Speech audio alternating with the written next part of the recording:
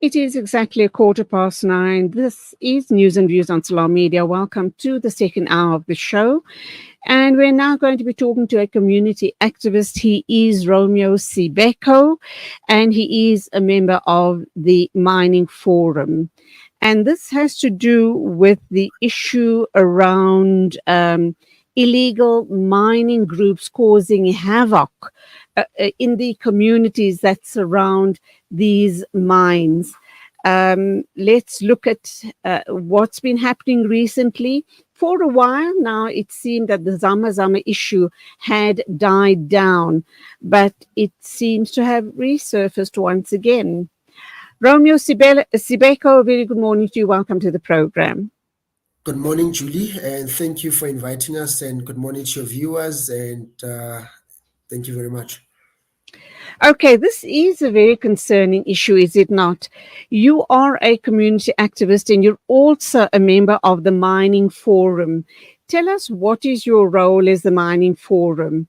Uh, is the issue around illegal mining and I guess, the violence that we're seeing amongst the Zamazamas, because it obviously has to do with territory and overspilling in the neighboring communities?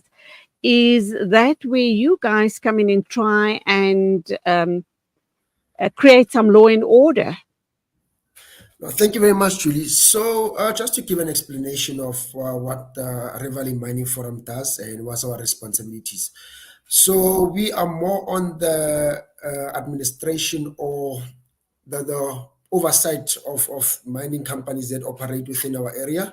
So in our area, we got two sites, which is called 3L2 and 3A2, where you had the DRD mining company having mining activities there. And on the other side, behind George Harrison Park, we got mining activity that was done by CRG, which did not go through. So our responsibility is to make sure that we perform mostly an oversight and make sure to say that the mining companies do or are responsible and in the mining, and also to also hold them accountable in regards to the social programs and how they actually benefit and uplift the communities. Thank you. All right, let's look at the issue around the violence that is happening due to, probably, like I've indicated, Zamazama territorial warfare, which seems to overspill into the Rivoli and surrounding areas. We've also sadly heard about one or two fatalities amongst residents. Then people in those areas, Rivoli and surrounding areas, do live in fear, do they not? I also understand that recently there was a scuffle between SAPS and illegal miners, and there was gunfire heard early Sunday morning. What can you tell us about that situation? No, thank you very much, Julie.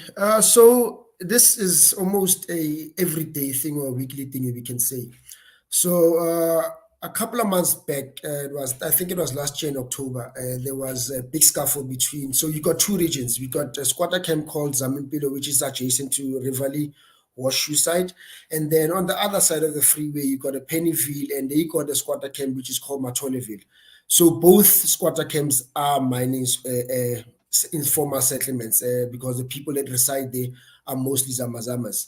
So what happens, Julie, is that you will find that a group of the Matoleville security guards or the Zamazamas will want to come to the Zamumpilo side and access the mining shafts on our side of Rivali. And that's where the scuffles happen, because the security teams are the ones that are actually weaponized, not actually the Zamazamas.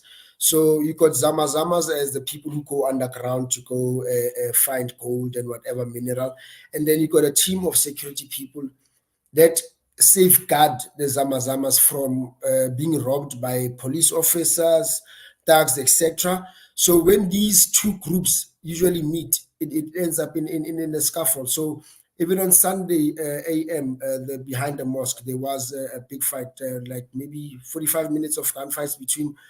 We're not sure if it's the police and the Zamazamas, but what it said is that there was a raid being conducted, and the police were, alti- they were altercated with by Zamazamas during this. So I understand it was an operation between JMPD, SEPS, and the other law enforcement, which yesterday there was a huge raid in Zamimpilo where a lot of the Zamazamas ran out to the freeway. And we do think what SEPS is currently doing with JMPD, especially the JMPD raids, have actually bared a lot of fruit when it comes to the arrest of these illegal security companies that safeguard these Zamazamas. Thank you, Julie. I understand that vehicles were stoned as well, and that the Zamimpilo residents barricaded Main Reef Road. So I presume this all happened on the weekend. No, definitely, Julie. So yesterday morning after the raid, due to the frustrations of the residents that reside in Zamimpilo who are not participating in these Zamazamas or this warfare that is currently happening, they took it to the streets to blockade the streets so the concerns can be heard. Because if you could remember, these people are living under difficult situations in the camp itself, as it's not any situation for human beings to live in. And then after that, now you are affected by illegal miners who are stealing minerals illegally and then also participating in illegal activities by having all these guns and having the fights that ends up into casualties within people who are innocent, who are not part of the whole shenanigans that's happening between these two groups. And the sad part is that we do see the raids and what SEPS has been doing, but it's unfortunate that Metro Police does not have the same powers as SEPS to do the arrests.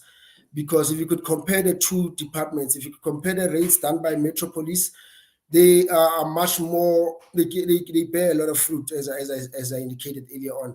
But if you look at the raids that are conducted by SEPS, they could show visibility, but it does not show anything because people are not arrested. Julia, I will tell you to say after the last time that the Minister of Police was here, from former Minister Peitele, we had a huge contingent of SEPS vehicles parking at the corner of Main Reef and Alvain Street on every day. But when it comes to 8 o'clock and the cars start moving, then you see the group of Zamazamas actually jumping back onto the site to access the mining shafts. Thank you. Obviously, the issue here is mining companies taking responsibility. They need to do a better job of shutting down those mines completely. Because they haven't played their part, we're sitting with this problem. And certainly, communities are living in fear and there are lives at risk here. As the Rivoli Mining Forum and community activist, what are you guys doing? How proactive are your talks with the different mining companies? And this is not the first time we here at Salam Media has raised these issues. I've spoken with many community activists in the past from Rivoli. We've also spoken with a spokesperson from the mining company, but it seems as if the situation hasn't improved, or the mining companies are at a loss as to what to do. And I can't understand that. I mean, these international mining conglomerates, surely they should have resolutions to this very, very dangerous situation. No, most definitely, Julie. So the issue here, it's not about mining companies not being having appetite to assist the communities. It's an attitude of most international companies to say that once they come in and receive what they've received, they just leave the area like that. So with regards to the mining company that we are currently engaging, TRD Gold, we've been in communication with them and we've raised these issues with regards to the shafts that are left unresponsibly after they've mined and everything. So, and also the Mintech and DMRE are one of the people that are much more responsible and who can hold these mining companies to account on these shafts that are left behind irresponsibly. So the engagement that we currently have, it's not bad proper fruits for the Rivoli community because as we speak today, we had a meeting last week with one of the officials from the mining company, and we raised the issues to say that most of these shafts are not fenced. and this gives access to the zamazamas, and there's no security presence or they patrol these shafts on a 24 hours time to make sure to say that zamazamas don't even get access to these shafts. So once these mining companies have received, they neglect the communities that they operated in, and then they come up with excuses to say that government has been given certain funds to make sure to say that they take over ownership and rehabilitate these shafts so that they can prevent any mining activities. But Julie, on the second point is that we know to say that the Zamazama activity has plunged the whole of Gauteng. And that means within this mining belt or the Westwatersrand line, that means that there is gold presence, and that's what's attracting the Zamazama. So what we are saying is that why can't government actually look at alternatives by introducing maybe small scale mining, so you can deter the people from operating legally and introduce much more legal instruments and structure it properly, and kill the appetite for these illegal miners and illegal safety groups that plunge and victimize communities. Thank you. That's a great suggestion. I think that was a suggestion previously on the show as well from a resident of Rivoli. Have you guys made any headway regarding a government, having approached a government and proposed this idea to them? Look, Julie, we've met with the portfolio committee on DMRE. They did come visit us on 2 occasions. The first time it was in consultation with the George Harrison Park and how the rehabilitation of the area has been taking place. And the second time it was after the visit of former Minister Peitele to come consult in regards to the closure or the foaming of the mining shafts, as Mintech and the portfolio committee and DMRE stated. So as the officials come and visit and make promises, Julie, but they do not commit to the promises.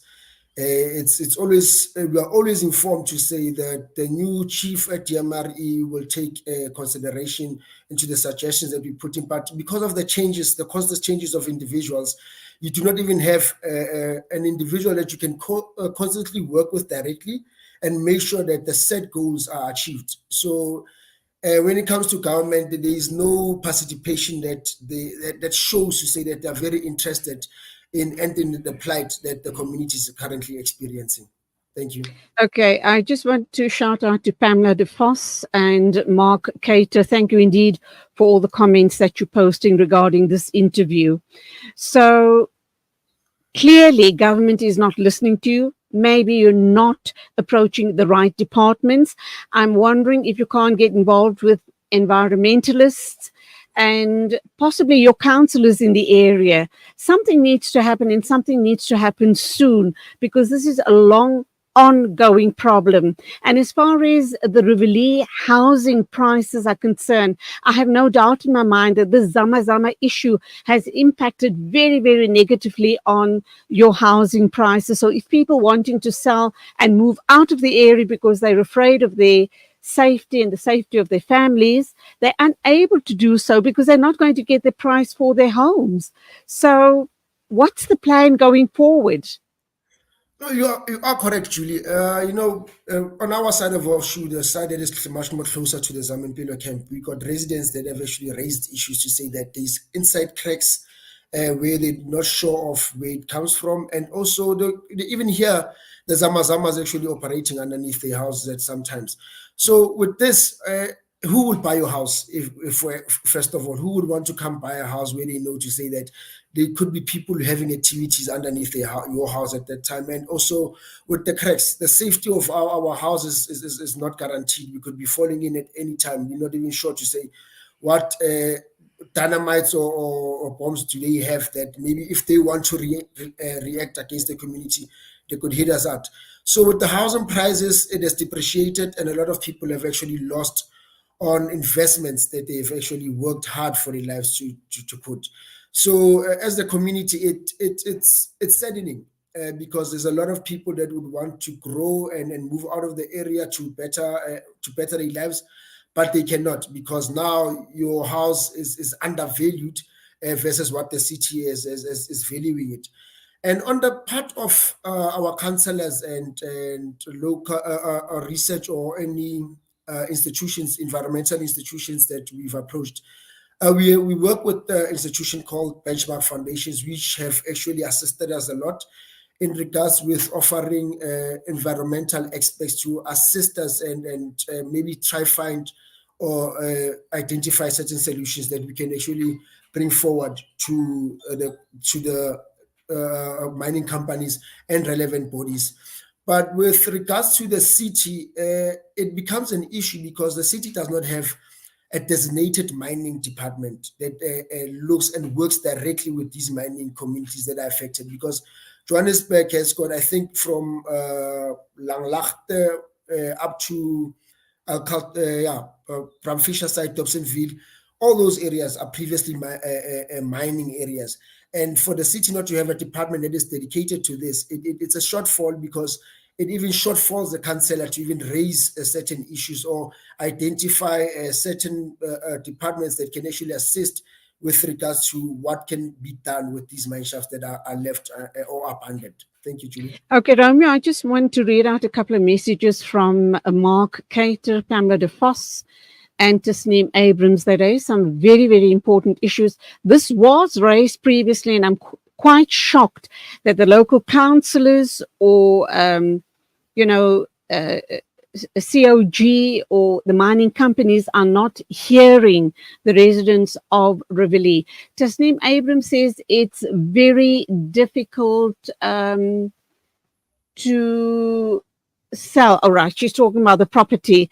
It's very difficult to sell, especially Riverlea Extension 2. So the issue we raised earlier on regarding property prices dropping drastically.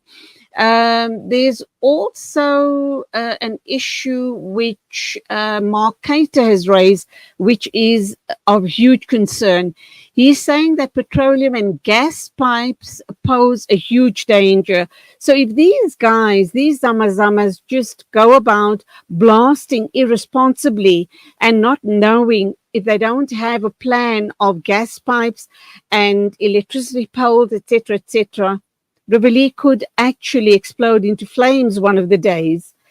So this is truly a very, very serious matter. I'm wondering if you guys shouldn't petition perhaps the Minister of Mineral Affairs. Maybe they might take you guys seriously. This has to be escalated to the highest level possible. And you guys need to put your heads together with all of the residents of Riverlea and make yourselves heard. Look, Julie, the amazing part, Julie, is that we are in communication with Ecoli Gas and Sasol, and we do communicate most of the time with the managers. But the sad part is that Zamimpilo is an informal settlement that sits on top of these mining pipelines because it's their own main reef and it goes through under Zamimpilo. So because of human settlement has to come in and interfere with removing the people from Zamimpilo, it makes it difficult even to petition any of these companies to say that please take responsibility of these pipelines that Zamimpilo sits on. So it's the government, local government and provincial government and even DMRE needs to come in and play and actually provide solutions for people of Riverlea and people of Zamimpilo, because we do understand as community of Riverlea that the plight is seen by us as residents that are paying taxes and are paying your municipal accounts. But people of Zamimpilo too are mostly affected because they are sitting on these dangerous pipelines that when they explode, they are the first that are going to be affected, even as the Riverlea people too. God forbid. Okay, Mark Cater is saying that you guys have in fact engaged with Sasol, but you're waiting feedback. I think you need to put fire under their feet. And yep. Pamela, you are dead right when you say we are sitting on a time bomb. I think you guys need to seriously, I know you've done a lot of hard work here. You need to really start engaging with the big players, go to ministerial level and make your voices heard. Because as Pamela says, you guys are definitely sitting on a ticking time bomb. Any closing remarks before I let you go? No, we'd like to thank Salam Media for the opportunity to raise our concerns, and we would like to see if government participate and they can take full ownership, and also the mining companies. It would be very nice if they could come and play their part and be responsible for the messes that have actually caused these communities, because we are in these messes because of the irresponsible and unresponsible mining. Mark, I'm going to close off with a very frightening thought, the frightening comment that you've posted. You're saying that there's a primary school next to one of the shafts. This poses danger to the learners and the educators. I mean, yeah, I hear what you're saying. The school could actually collapse, it could sink. I wouldn't want to live there. And I think the question to put to these ministers and government officials and the SASL executives, etc., is: would you live there? Would you send your children to that school? And would you live there at night knowing that there is a possibility that Rivoli could explode and go up in flames, with hundreds and thousands of lives being lost? I hope and pray, inshallah, it doesn't get to that. But thank you indeed for your concerns. And I think you guys need to keep this story alive. Just keep on talking about it, keep on making the right noises, and keep knocking on the right doors. Romeo Sikebo, thank you indeed for talking to us. I certainly wouldn't live in Rivoli even if they gave me a palatial house free of charge. Thank you, but no thank you. Go well, keep safe, and God bless. Thank you. Goodbye. Thank you. 9:37 News and Views moving along. Thank you indeed. What a horrific situation. I truly wouldn't want to live there. It is frightening. How do the people in Rivoli even, how are they even able to sleep at night, knowing that there's underground activity going on, knowing that there's this territorial warfare going on between the Zamazamas, knowing that just by mistake, someone in the camps in the Zamimpilo informal settlement may light a fire, one of those open fires, and maybe trigger a major explosion and a major fire in that area. How do people even manage to live day by day with this horror hanging over their heads?